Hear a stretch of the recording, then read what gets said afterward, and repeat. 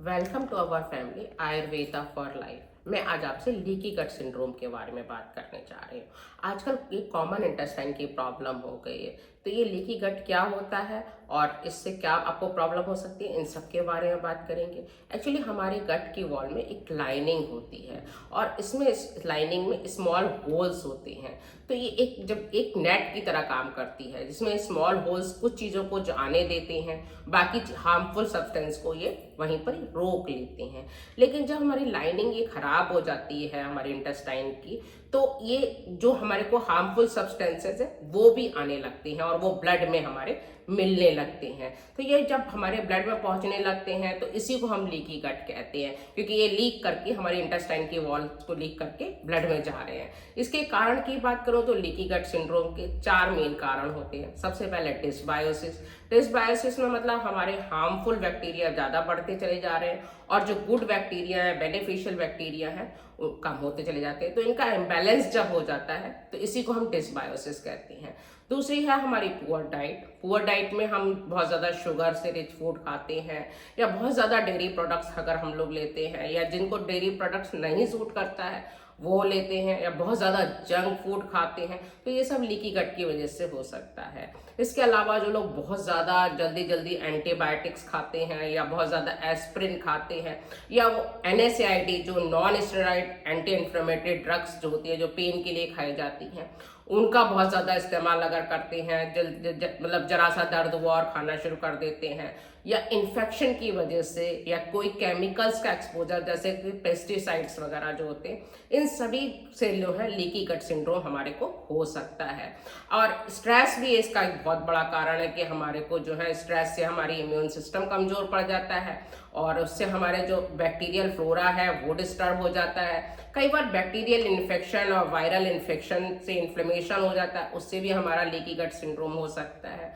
जो लोग बहुत ज़्यादा अल्कोहल कंजम्पशन करते हैं या स्मोकिंग बहुत ज़्यादा करते हैं, उनको भी लीकी गट की प्रॉब्लम हो सकती है।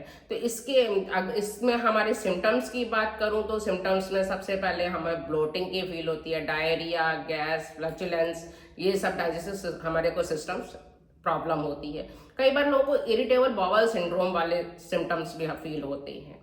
इसके अलावा टॉक्सिन्स का जब ब्लड में चला जाता है तो वो हार्मफुल सब्सटेंस इन्फ्लेमेशन क्रिएट करती हैं, जिससे हार्मोनल इम्बैलेंस हो जाता है। फीमेल्स में मैं देखती हूँ कि PCOS के होने के चांसेस बहुत ज़्यादा बढ़ जाते हैं। ऑटोइम्यून डिसीजेज बहुत जल्दी होने लगती हैं उस केस में।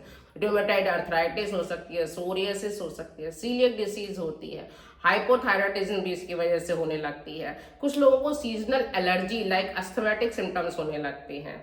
कुछ लोगों को स्किन इन्फेक्शन भी बहुत ज़्यादा होता है। इसके अलावा बहुत सीरियस बीमारीज like type 2 diabetes, heart disease और कैंसर के लिए भी ये लीकी गट सिंड्रोम काफ़ी हद तक रिस्पॉन्सिबल माना जाता है।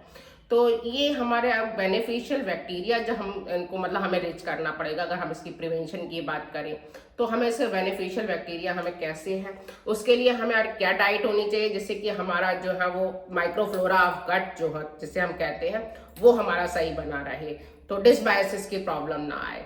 तो हमें अपनी डाइट में वेजिटेबल्स खूब लेनी चाहिए, जैसे कि ब्रोकली हो गया, कैरेट हो गई, बैंगन, शलजम, मूली, चुकंदर, इनको अपनी डाइट में शामिल करना चाहिए। ग्रीन लीफाई वेजिटेबल्स जरूर लेनी चाहिए। गर्मियों में हरी सब्जियां लाइक लौकी, तोरई, परवल, टिंडे, ये सब जरूर अपने शामिल करना चाहिए। फलों में केला, अंगूर, पपीता, नारियल, सेब, नाशपाती, अमरूद, जो सीजनल फ्रूट जो भी आपके अपने सीजन के अकॉर्डिंग और लोकल फ्रूट्स आते हैं उनको जरूर खाना चाहिए।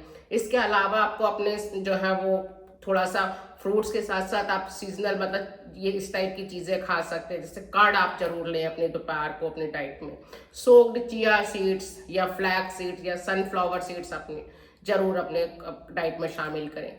ग्लूटेन फ्री सीरियल अगर आप लेंगे तो ये आपके लिए काफ़ी अच्छा रहेगा अगर लीकी गट आपको प्रॉब्लम कर रही है तो। इसमें आपको अपने व्हीट को छोड़ना पड़ेगा, मतलब गेहूं को आपको नहीं खाना है। इसके बदले आप मिलेट्स ले सकते हैं। मिलेट्स में आप रागी, बाजरा, ये सब ले सकते हैं, ज्वार ले सकते हैं, चावल आप ले सकते हैं, चलाई, किनुआ भी आप ले सकते हैं। डेयरी प्रोडक्ट्स में आपको दूध को अवॉइड करना पड़ेगा।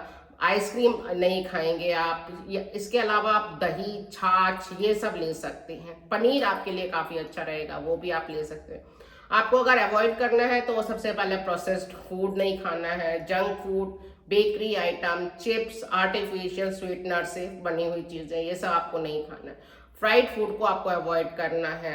इस तरीके की चीज़ों को आप अवॉइड करेंगे तो काफ़ी हद तक आपका लीकी गट सिंड्रोम से काफ़ी रिलीफ मिल जाएगी। लेकिन अगर आपको अभी भी कुछ प्रॉब्लम्स फेस कर रहे हैं तो आप किसी आयुर्वेदिक डॉक्टर से आप कंसल्ट कर सकते हैं।